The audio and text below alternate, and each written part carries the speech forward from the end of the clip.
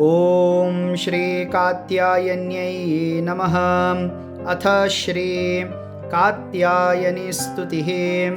श्रीराम उवाच नमस्ते त्रिजगद्वन्द्ये संग्रामे जयदायिनी प्रसीद विजयं देहि कात्यायनि नमोऽस्तुते।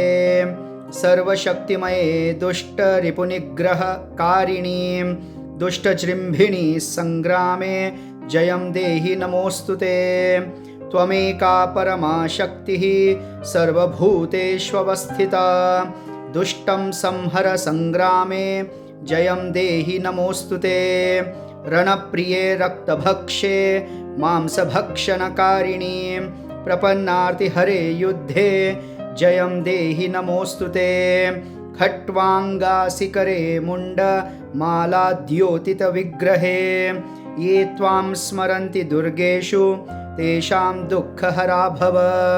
त्वत्पादपङ्कजाद्दैन्यं नमस्ते शरणप्रिये विनाशय रणे शत्रून् जयं देहि नमोऽस्तुते।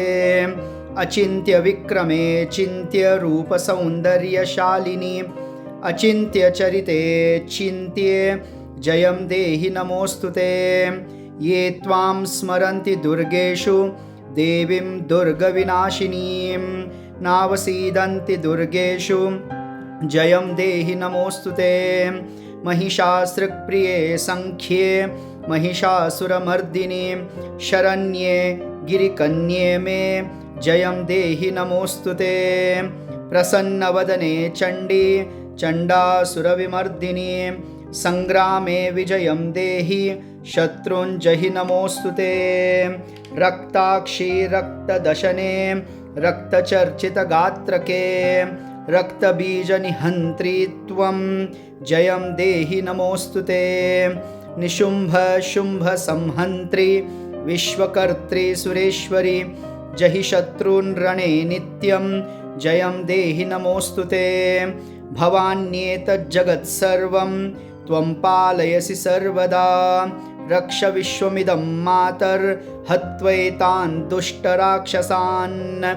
त्वं हि सर्वगता शक्तिर्दुष्टमर्दनकारिणी प्रसीद जगतां मातर्जयं देहि नमोऽस्तुते।